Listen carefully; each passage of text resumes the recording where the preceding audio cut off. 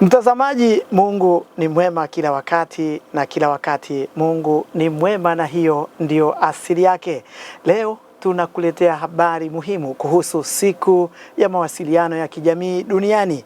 Lakini kabla hatujazamia ndani mwa kipindi, tumsikilize Patrick Malalo anapofanya introduction ya kutosha kuhusiana na siku hii. Karibu Malalo, uweze kufanya introduction kisha tuzamie ndani ya suala hili.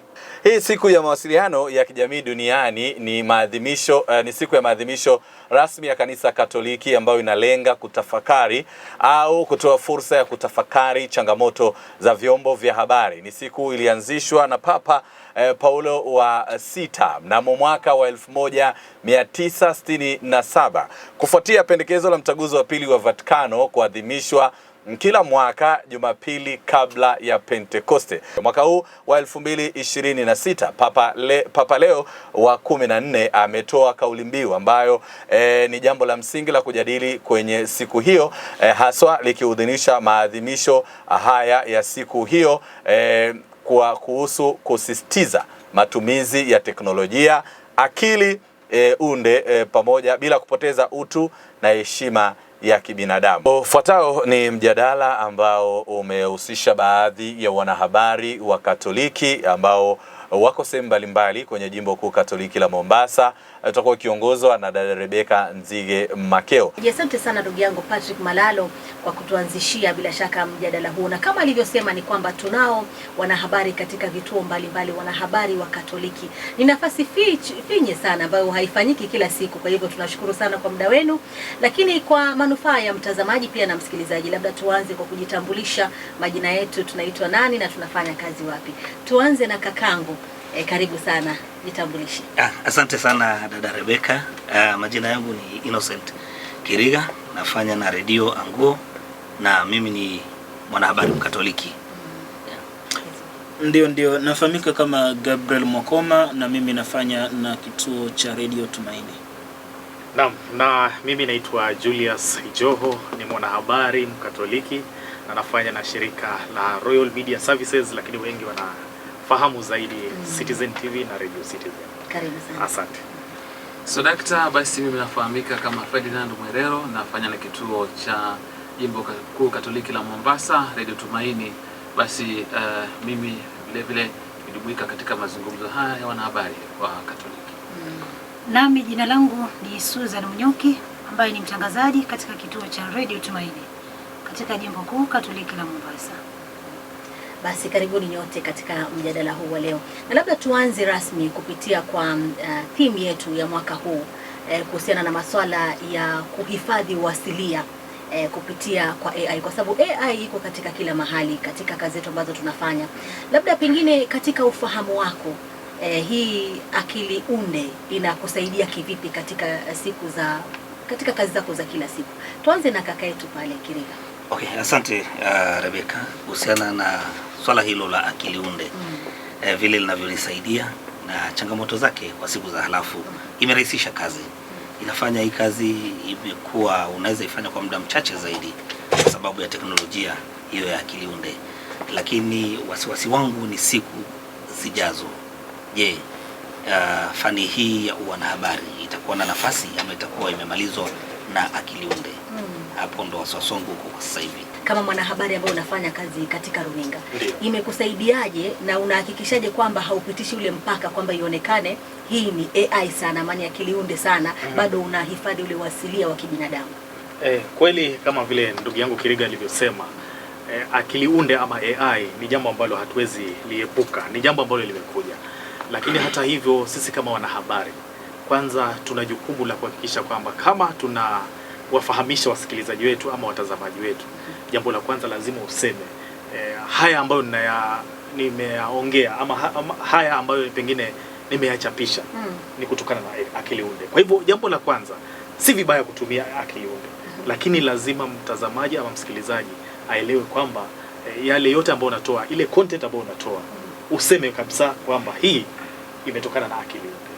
Hiyo ndio itakuwa vizuri. Kwa hivyo unapaswa kutaja haswa Kabisa. Kwa sababu wengine huwa wanaogopa, wanasema kwamba kwa vile imetokea vizuri sana nataka nichukue ile credit kwamba hii ni kazi yangu, kwa hivyo naandika kazi nimeifanya na hii imefanywa na Rebecca Mateo. Kumbe amepakua akapakia. Ndio. Na hata ukiangalia zile kanuni zetu za wanahabari, ukiangalia zile ambazo zimetengenezwa mwaka huu, zilikuwa zile za kitambo, akili unde imekuja, lazima uweze kusema kabisa kwamba hii ninayozungumza ama hii ambayo inachapisha imetokana na akili unde. Kabisa. Vizuri sana. Ndugu yangu Gabriel. Gabriel anafanya kama anasimamia wanahabari ama katika masuala ya kuandika habari ndani ya Radio Tumaini. Na nakumbuka kuna wakati mmoja ambako kuna mwandishi kwenye gazeti, siwezi kulitaja, akachapisha habari alafu pale chini akauliza kama una maswali yoyote unaweza ukaniuliza mimi AI. Labda pengine inakusaidiaje katika kazi, katika uandishi wa habari, na najua unafanya kazi na labda pengine interns. Unaona kana kwamba kuna mahali ambako wanapita kiasi, ukiangalia tunajua hii ni kazi ya akili unde na hii ni kazi ya mtu binafsi. Ni wapi ambako unaweka mstari? Ndio, ni kweli kabisa, nimeweza kuyashuhudia kwa sababu siku hizi unaona mtu unampatia taarifa, anaandika, anakuletea, but ukiangalia kwa sababu pia unajua AI venye iko, ule mtiririko na venye wewe umekuwa ukiandika bila AI ni tofauti. Kuna tofauti ambao uona, na pia ile Kiswahili ambayo inatumika na AI na ile Kiswahili yetu ya kawaida, utajua tu hii kazi ni ya AI na hii si ya AI. Kwa sababu wakati wetu tukianza habari hakuwa na AI. Na kuna wakati nimefanya bila AI mimi nimejua juzi tu. Na sasa but ukiangalia wale wengi ambao wanakuja kutoka masomoni wamejua AI wakiwa shuleni. Kwa hivyo kila kitu, habari zote ni AI. Mtu anaandika tu paragraph kwa ChatGPT inatoka. But jambo ambalo tunafaa tuliangalie, AI si mbaya.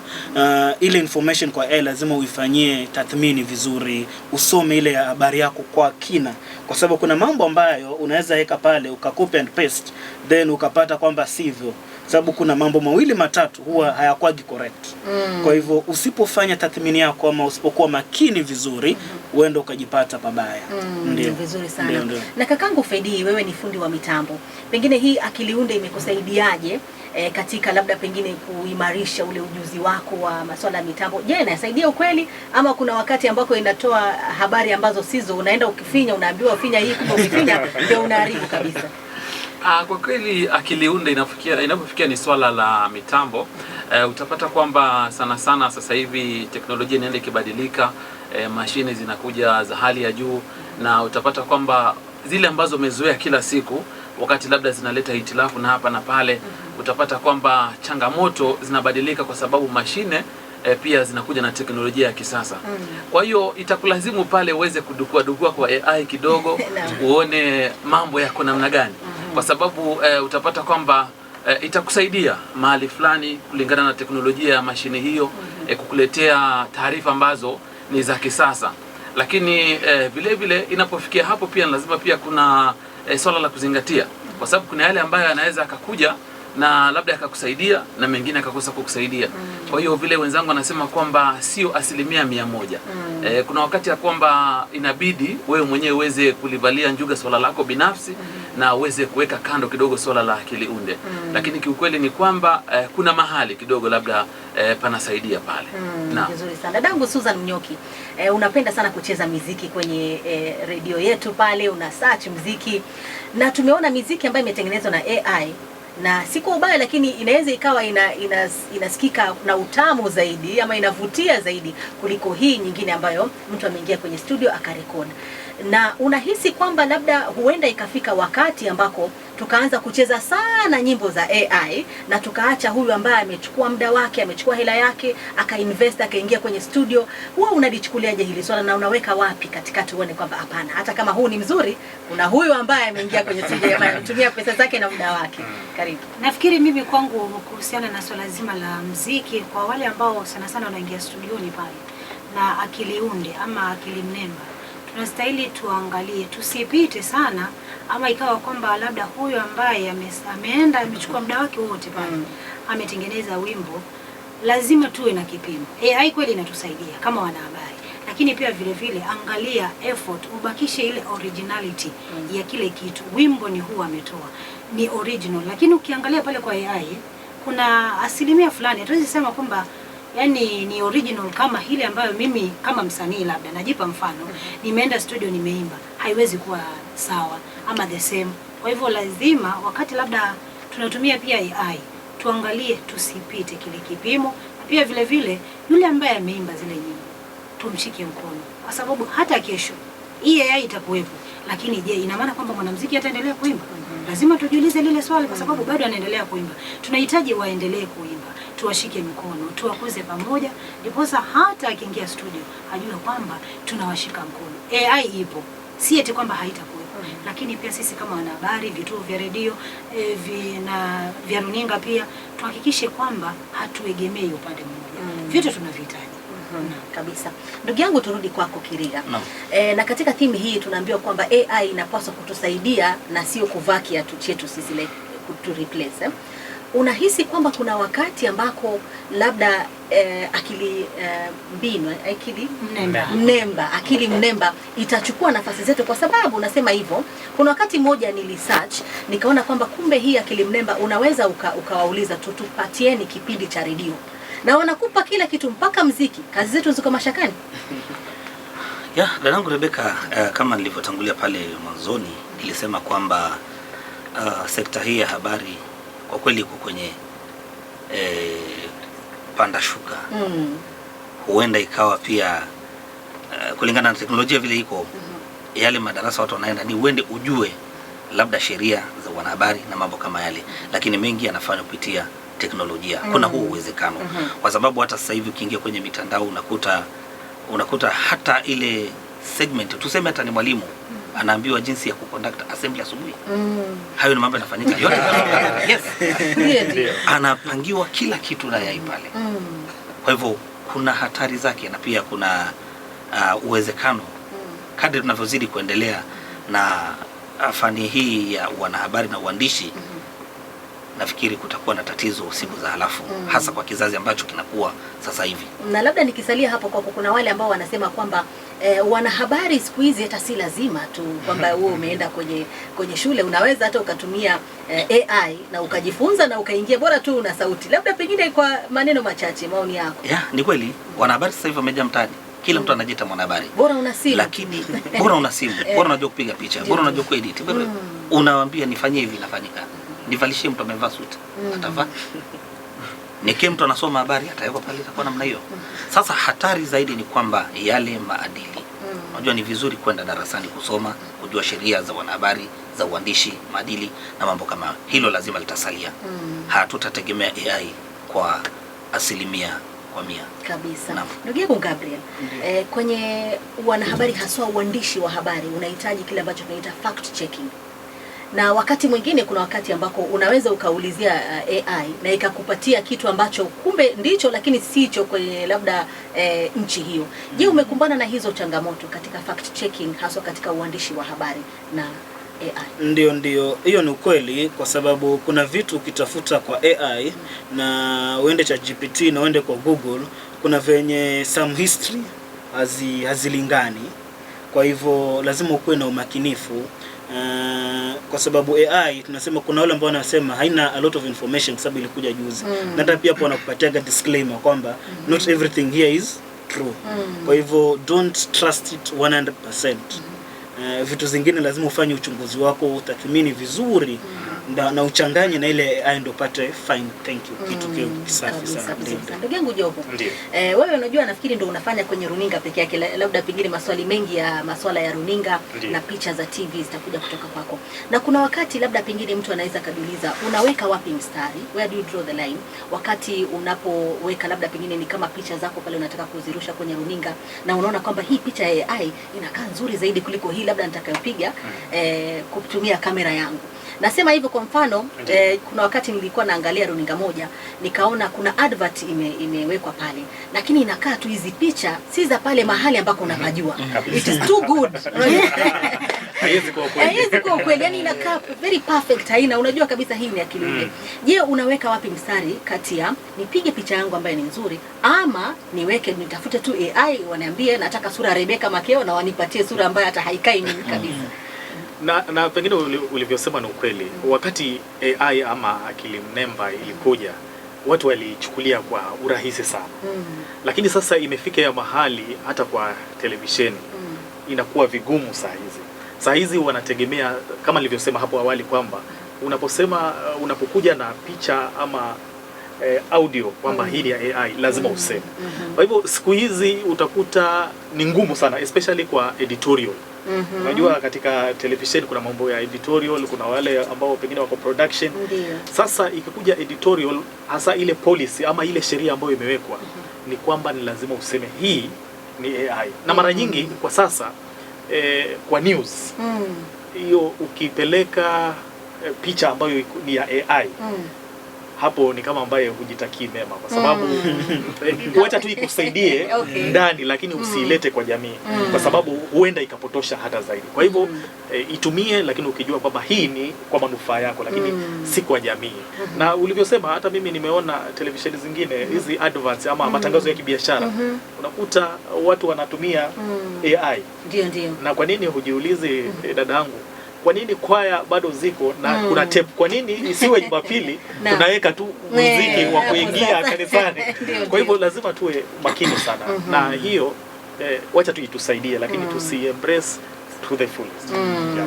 Kabisa. Umesema wacha itusaidie, lakini isije ikafanya sasa kazi yetu sisi ikawa hatuna tena, tunawaachia. Kaka Fedi, kama fundi wa mitambo, pengine changamoto ambazo unapitia, unajua hii mitambo kama alivyosema Gabriel wakati mmoja ni mitambo ambayo ilikuwa ni ya kitambo, imeanza kitambo, na sasa hivi labda hakuna information yote pale kwenye AI. Pengine changamoto ambazo za kila siku ambazo unapitia kama fundi wa mitambo, na labda AI inakusaidia ama haikusaidii kwa wakati fulani? Kwa kweli dada yangu Rebecca, ni kwamba katika ulimwengu tunaoishi na shughuli zote zile ambazo tunafanya, changamoto zinakuwa zipo kila wakati. Kwa hiyo utapata kwamba hata katika shughuli za mitambo changamoto zipo, haswa ukizingatia kwamba tunakimbizana na teknolojia na kukimu mahitaji ya kila siku katika kazi. Utapata kwamba labda kunahitajika teknolojia fulani ama jambo fulani ambalo linahitajika uweze kufanya, na kwa sasa labda hauna hicho kifaa. Kwa hiyo pale utapata kwamba mtu atashawishika kukimbilia akiliunde. Kwa mfano labda ni picha fulani mtu anataka kupiga, na labda kwa wakati huo hana kifaa kinachohusika, labda ni picha za angani ama vitu kama hivyo. Utapata kwamba labda mtu atakimbilia pale kwenye akiliunde kuangalia masuala kama hayo. Kwa hiyo utapata kwamba pia kwenye mitambo changamoto zipo nyingi, lakini kikubwa zaidi ambacho tunafaa tuweze kuzingatia ni kwamba inapofikia ni kusuluhisha hizi changamoto, tutumie ile akiliunde katika ile swala kwa kizungu tunasema integration. Yaani unaileta iweze kukupatia mawazo, lakini mwishoe mikono yako na akili yako ndio inakuwa inahitimisha yale ambayo inahitajika kuweza kufanya. Kwa mfano nikitoa mfano mmoja tu, unaweza labda kuwa unahitajika kutumia kifaa fulani katika mitambo, na labda haujui kifaa chenyewe kinafaa kufanya kazi hiyo namna gani. Ama ni kifaa kipya unataka kukitumia na hujui. Hapo labda akiliunde unaweza ukahusisha kidogo, kuweza kutumia ile lugha ya mtaani Google, ukaweza kuangalia kuhusisha kidogo tu uone hiki kifaa jamani kinawashwa vipi ama kinakaa namna gani. Kwa hiyo ni kuhusisha ile akiliunde kwa uchache, lakini sio kuitegemea tu, maana tukuitegemea ina maana kwamba tutakuwa tunapotoka na baadaye huenda tukaleta majanga zaidi. Naam. Dadangu Susan, nakuhusisha sana na masuala ya muziki kwa sababu una deal sana mambo ya request, wasikilizaji jinsi wanavyotoa labda pengine mapendekezo yao ya muziki na mambo kama hayo. Pengine kwa yule ambaye ni mwanamuziki ambaye anakusikiliza, maana AI inasaidia labda pengine katika hata ukiambia nataka unipigie gitaa na kuwekea, nataka sijui nini, labda wosia wako kwa wanamuziki ambao sasa hivi bado wana ile ari na azma ya kuweza kuingia kwenye studio na watengeneze muziki ili uweze kucheza kwenye maredio? Mimi naweza sema kwamba kwa yule ambaye ni mwanamuziki sasa hivi na ambaye anachipuka, na hata yule wa kitambo, abakie kuwa mwanamuziki na asipende sana kutumia AI, kwa sababu atakuwa amepunguza ile originality yake. Sisi ukija studio unataka usikie kitu kutoka kwa yule msanii, it's original. That is what we say. Kwa sababu sioni vile tuko na AI tunaweza angalia kwenye YouTube, kisha pia wewe umeingia studio, umetengeneza vitu na niletea kama nicheze. Yaani utakuwa kwamba ni kama vile yani unataka tu vya haraka. Unajua AI imetengeneza vitu vikawa vya haraka. Lakini vya haraka siku zote mimi najua kwamba huwa havidumu. Vinataka kwamba kitu kizuri ni kile unakipangilia mwanzo taratibu. Usingoje kitu cheti cha masaa 2 matatu kisha kuwa tayari unasema kwamba nishakuwa sawa. Kipatie muda. Kama mwanamuziki, panga muziki wako, maneno vizuri. Yaani kuna muziki mtamu hata wa Kitaita tu unasikiza muziki. Kama nimekuwa nikicheza tu muziki wa Kitaita wa James Moparo. Wacha tu nimpatie ile inaitwa hao ni wale wa kitambo. Ukisikiza ule muziki, yani hata kama sielewi kwa 100%, lakini kuna vile unakugusa, alafu na utamu wake, the beats, yani vitu viko vizuri kabisa. Ukiingia kwenye haye, yani pale kama hauko fast utajipata umeachwa. Number 1. So yani kuna ule utamu wa the original music. Yes, kabisa. Mpenzi msikilizaji na mtazamaji, kama ndio ungana nasi, tuko katika mazungumzo ya kusherekea siku ya Social Communication Day, na tuko hapa na wanahabari wa Katoliki katika vituo mbalimbali. Ndugu yangu, tukiachana na masuala ya AI, kama mwanahabari Mkatoliki, labda pengine ni changamoto zipi ambazo unapitia katika kazi yako ya kila siku? Kwa sababu unasema hivyo, kwenye redio zetu mambo ni mengi, watu labda pengine wengine wamekosa matumaini, tunaangalia viongozi wetu, tunaona mambo ambayo wanazungumza sivyo ndivyo, lakini bado pia unapaswa kuwa mwanahabari na unapaswa kuwa kukumbuka kwamba mimi ni mwanahabari Mkatoliki. Wewe unafanyaje mambo kama haya? Rebecca, kufikia na masuala kama hayo, changamoto kweli ni nyingi. Na ndio maana unaambiwa pia ni muhimu kusomea masuala haya. Tukiachana na mambo ya AI, ni kweli ni vizuri kujua jinsi ya kuhandle hali tofauti ambazo zinakuja. Vile vipindi tunafanya ni vipindi aina tofauti. Kuna vya familia, lazima uzingatie sana maadili ya kifamilia. Je, ninachokisema hapa kinafaa kusikika kule nje? Je, kinasaidia kwa wakati gani? Ndio maana unakuta kuna vipindi na masaa yake. Upande ule mwingine, yule ambaye anakusikiliza hana ile taaluma ya kupitisha. Kwa hivyo lazima uwe makini. Je, akinipigia simu ataongea nini? So kila wakati lazima uwe alert, asije kaongea jambo likao kwamba hili nalo halistahili kupi. Kwa hivyo changamoto zipo kwenye masuala ya uandishi wa habari. Huwa labda pengine tufanye mfano tu wa Radio Tumaini. Unahakikishaje kwamba habari zetu zinakuwa tofauti? Mtu hata akisikiza anasema hiyo lazima ni Radio Tumaini. Huwa unafanyaje katika kuweka utofauti na haswa katika wewe kama mwanahabari Mkatoliki katika uandishi wa habari? Ndio, kwa Radio Tumaini kuna kuoga na ile editorial policy yetu, na lazima tuizingatie. Kuna habari ambazo zinaweza fanywa na kituo kingine cha habari, lakini hapa hatuwezi zifanya kwa sababu ya kuzingatia vigezo fulani, maagizo na editorial policy yetu, kwa sababu sisi haswa focus yetu sana ni kanisa, dini na mambo ambayo inapeleka habari njema. We are spreading the good news. Hatuwezi zama sana katika masuala ambayo yanatamausha sana msikilizaji.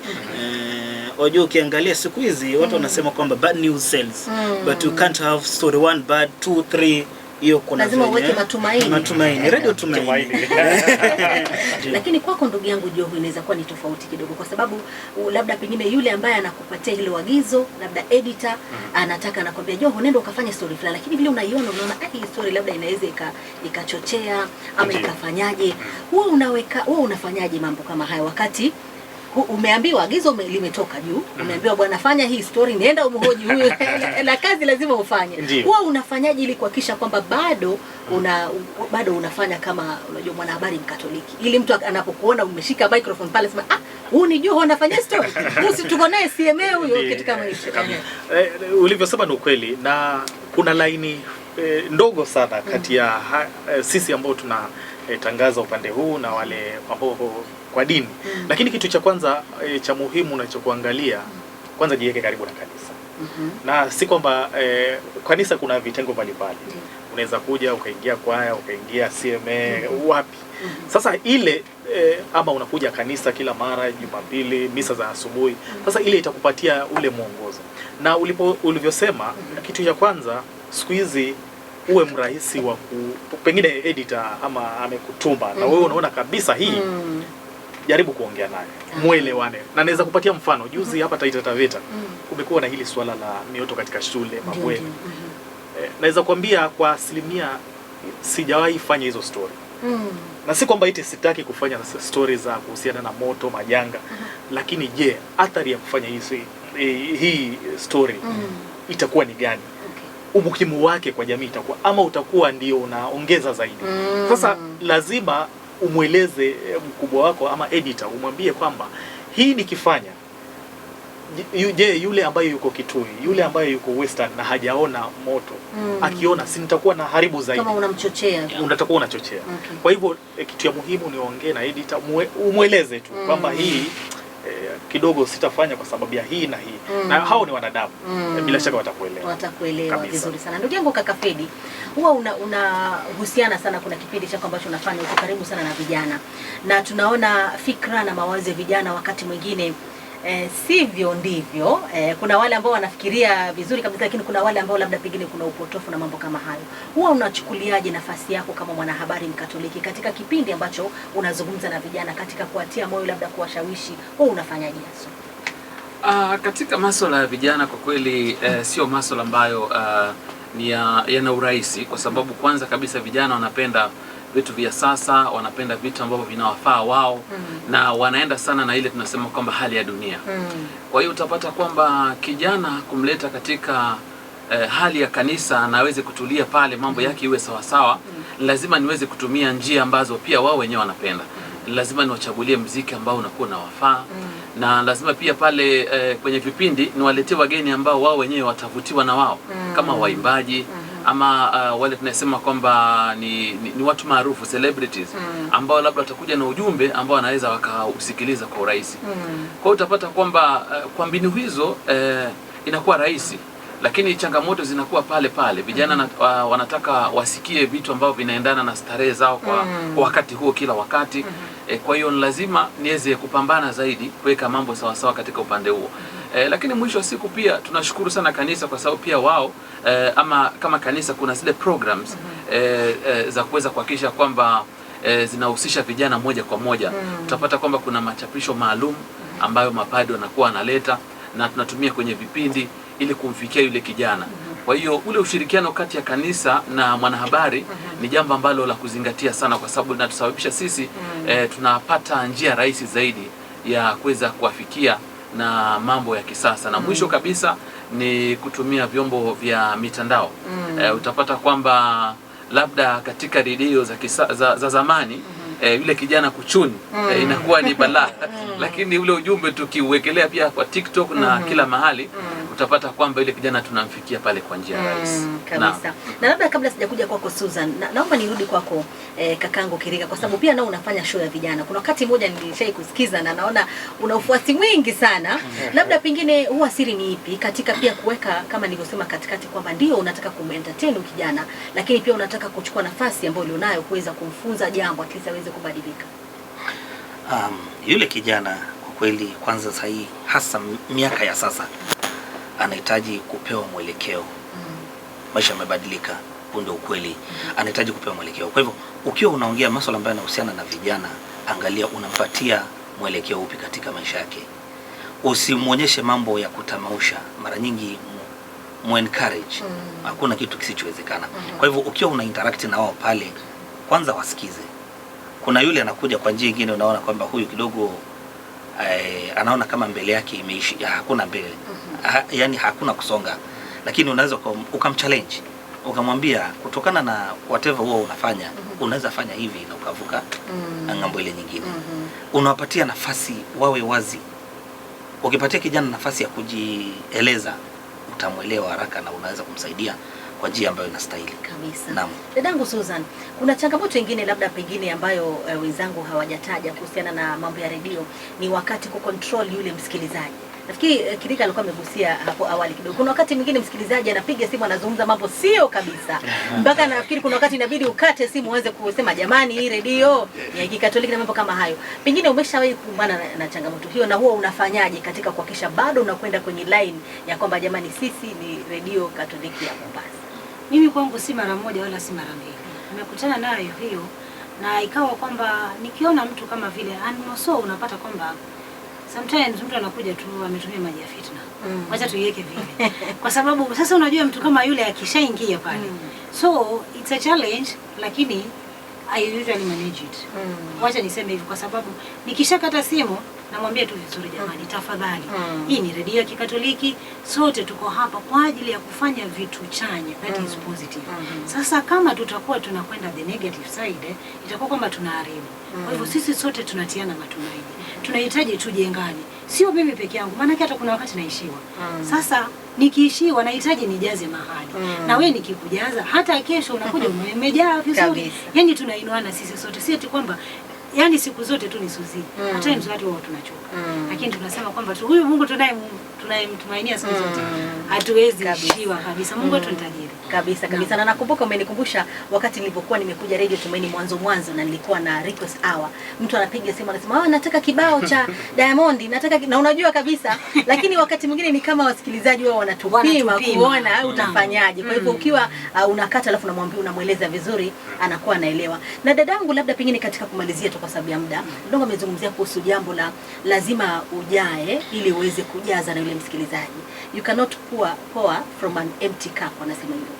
Je, hii kazi unaifanya kila siku na rauka, unazungumza na watu, unawapatia moyo.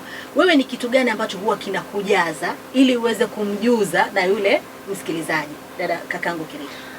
Mimi katika fani hii ya utangazaji niko naweza sema nimefanya zaidi ya miaka sasa ni 15 kuendelea. Kwa hivyo lazima ujipange.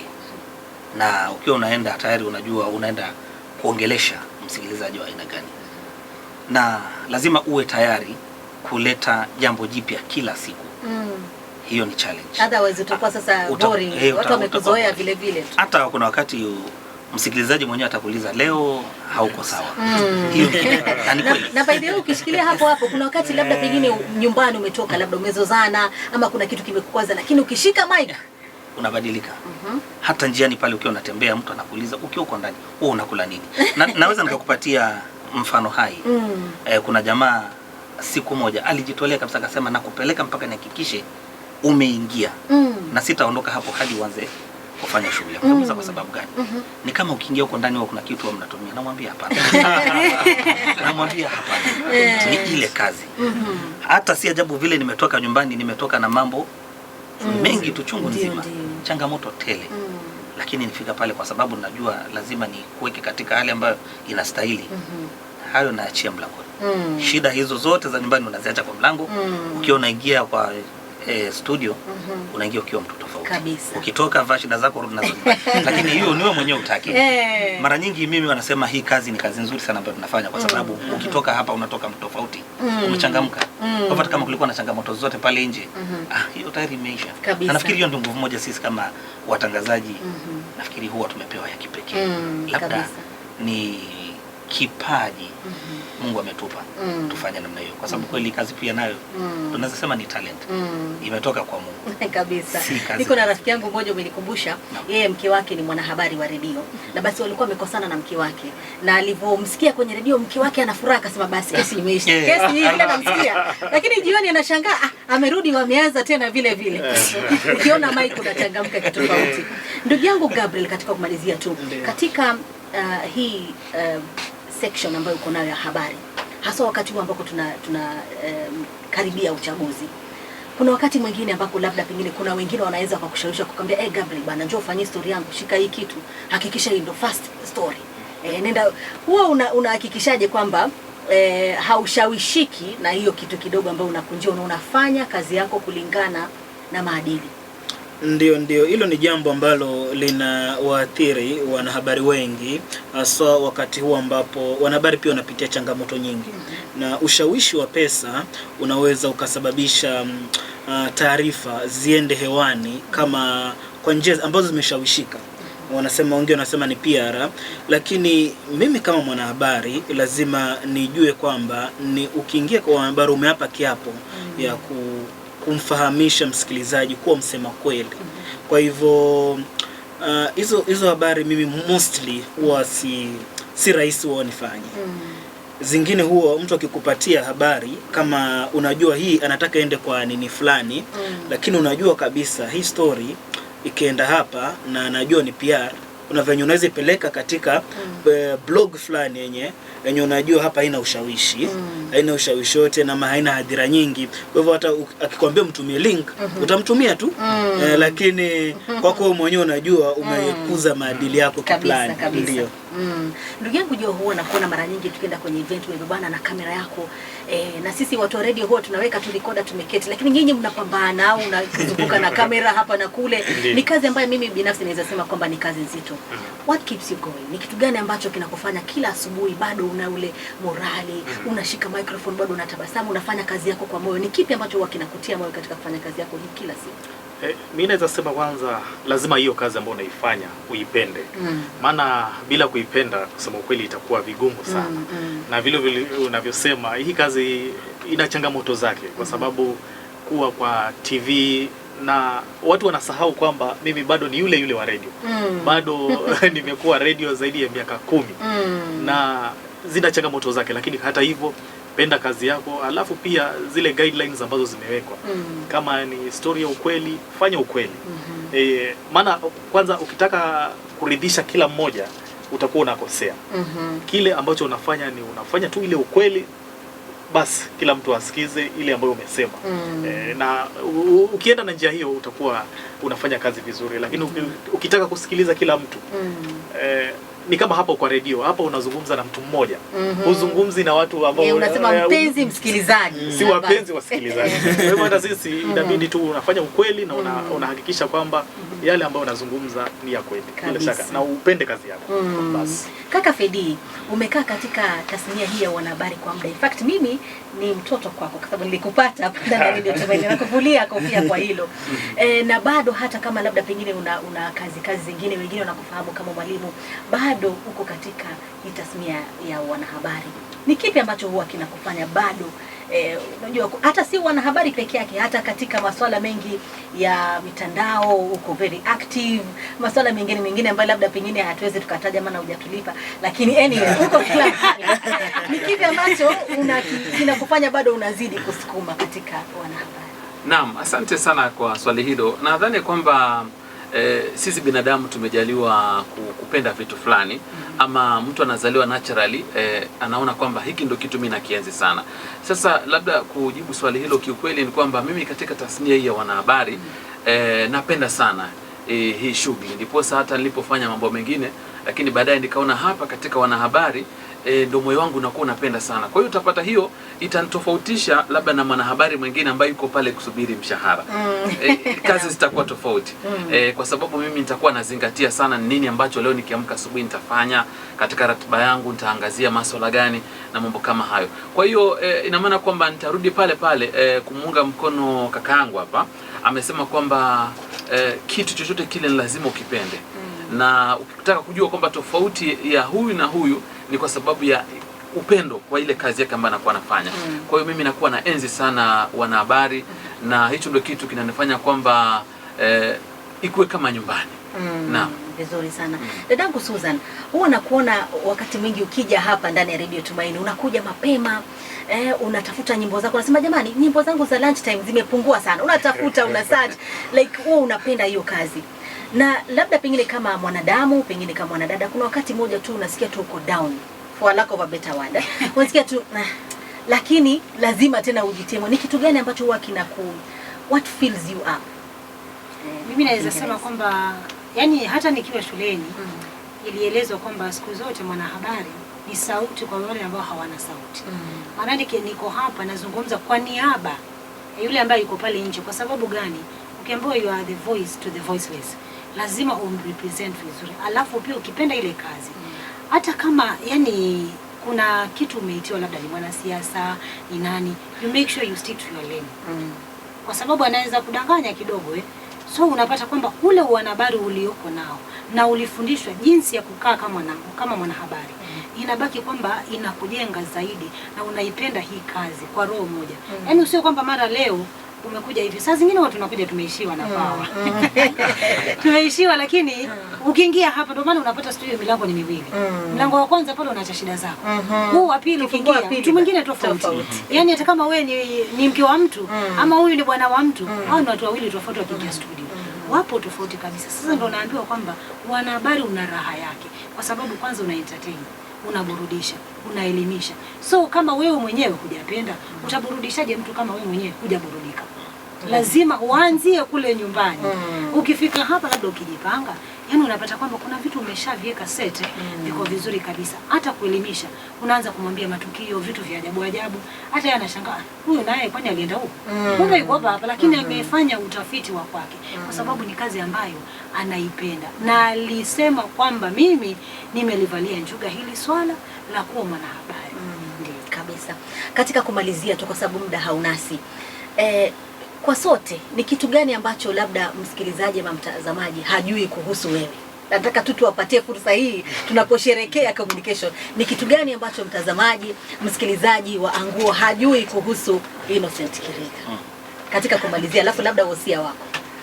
Kwa kweli Innocent Kiriga ni mtu wa kawaida. Anapenda kukaa na watu, na mara nyingi hata ukimwona wale ambao wananiona mtaani huwa wanashangaa, ni wewe kweli yule ambaye tunakusikia? Unaambia ni mimi tu vile nimekaa. Kwa hivyo ni mtu wa kawaida, mtu ambaye anaishi na watu wa kawaida. Yani ni mtu wa kawaida. Okay, hakuna lolote lile ambalo labda msikilizaji mpatie at least kidogo aweze kuna kumbe labda unaimba una chochote kile. Upande huo nilikuwa mwimbaji nikiwa shuleni. Nilipenda sana muziki. Okay. Kwaya, si muziki ule wa kuimba tu wa kujitungia. No, hapana. Nimeshiriki sana mashindano ya muziki nikiwa high school na mambo kama hayo. So nafikiri hiyo pia ni mojawapo ya kitu ambayo niko nayo. Hata nikiwa studio. Okay. I can sing along. Nyimbo nyingi tu. Mimi hata zingine wanasahau nimeacha microphone on kumbe mnaimba. Hiyo iko. Kwa hivyo unapenda kuimba? Napenda sana kuimba. Kabisa. Wasia labda pengine kwa wasikilizaji wako? Wasia wangu kwa wasikilizaji, mimi nahimiza watu wapendane. Kipindi cha siasa ndio kipya kinakuja, naomba niwaeleze kwamba tusitenganishwe na mambo ya kisiasa. Wala basi tumweke Mungu mbele kwa kila jambo. Kabisa. Naam. Ndugu yangu Gabriel, ni kitu gani ambacho msikilizaji wa Radio Tumaini hajui kuhusu Gabriel Mwakoma? Well, kuna vitu ambavyo umepatana nazo ama nimekumbana nazo. Yule ambaye unapatana naye afu anakuuliza, wewe ndio yule Gabriel Mwakoma? Watu tunadhani ni mtu mwingine mkubwa, wajua sauti na venye huko, huwa ni vitu vile tofauti. Kuna wengi wanakuambia kwamba wanadhanige ni mtu mkubwa sana kwa sababu ya sauti, lakini kwa ground wanasema mambo ni tofauti. Kama kwa ground vitu ni different. Mimi ni yule tu, mdogo hivi. Sauti tu ndio tofauti. Okay. Ndio. Wasia wako labda kwa mtazamaji na msikilizaji? Mimi wasia wangu kwa msikilizaji ni kwamba hata kama tunakumbatia utandawazi, tunakumbatia kiliunde, bado tuamini kwamba bado kuna habari. Traditional media bado iko, na bado zile habari ambazo tuamini sana, habari ambazo ziko katika vyombo vya habari kuliko zile ambazo tunazipata katika mitandao. Si kila kitu ambacho kiko katika mitandao kina ukweli, kwa sababu wewe kama msikilizaji ni vigumu sana kutofautisha kati ya ukweli na uongo. Sababu mitandao information ambayo iko kwa mitandao iko karibiana na ukweli. Lakini kwa mwanahabari ni rahisi kutofautisha kwa sababu uko na different sources. Lakini kwa wasikilizaji wale ambao wamekuwa wakisikiliza redio, kutazama runinga, wajue kwamba hata kama tunaingia katika wakati wa kiliunde, utandawazi, bado legacy ya traditional media bado iko, bado legacy ya vyombo vya habari na redio bado redio ni zile za kusema ukweli. Ndio. Kabisa. Ndugu yangu Joho. Ndio. Wakati ni wako sasa kung'ara sasa. Ni nini ambacho watu hawajui, wanakuona tu pale kwenye runinga. Na unajua watu wengi by the way wanapokuwa wanakutizama, hata mkikutana mtu anaona ni kama anakujua sana. Wewe bana hawezi nakujua wewe. Ni kipi ambacho labda mtu hakijui alafu na wasia wako? Mimi wakati mwingi wengi wanafikiria kwamba si mtu wa kawaida, lakini mimi ni yule wa kawaida. Na wengi hawajui kwamba mimi ni mwimbaji. Nimeimba kwaya miaka yangu yote. Kuanzia primary, nilipoenda secondary, mpaka sasa hizi nafanya kazi. Mimi bado ni mwimbaji. Na kitu pingine cha pili ambacho wengi hawajui, mimi ni mwananchi wa kawaida kabisa. Utanikuta shambani, nimevaa kaptula yangu. Naingia tu shambani, jua kali linatupiga, tunakosa mahindi. Kwa hivyo ni yule tu wa kawaida, mbali na kuniona kwa runinga na kwa redio, kusikiliza kwa redio. Na wasi yangu tu ni kwamba hasa wasikilizaji wa Radio Tumaini waendelee tu kumtumainia Mungu. Hiyo ndio kimbilio letu, na wakati wa siasa unakuja, utapita, ndugu yako atabaki kuwa ndugu yako. Kweli Kabisa. Asante. Kaka Fedi, wengi wao wanakuona sana mtaani, wanakusikiliza kwenye Radio Tumaini, labda wanakuona katika mitandao mingine. Ni kipi ambacho mtu hajui kuhusu Kaka Fedi?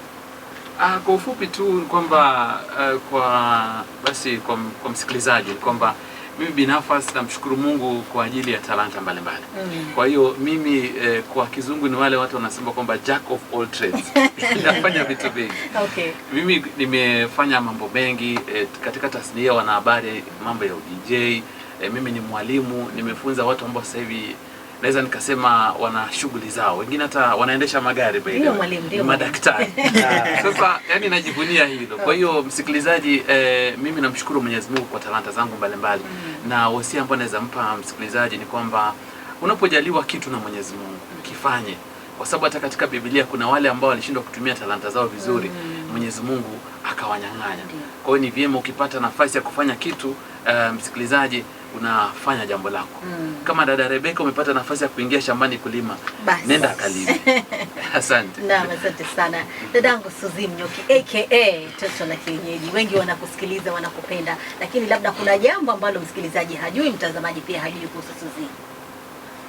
Mimi naweza sema kwamba I'm just a simple girl. Maybe is it a girl or tuseme mwanahabari. Okay. Kwa sababu gani? Unajua kuna wakati watu kule nje wanatuona kama watu wakubwa. Unaweza simama mahali unalipa kitu, unasema ndio huyu.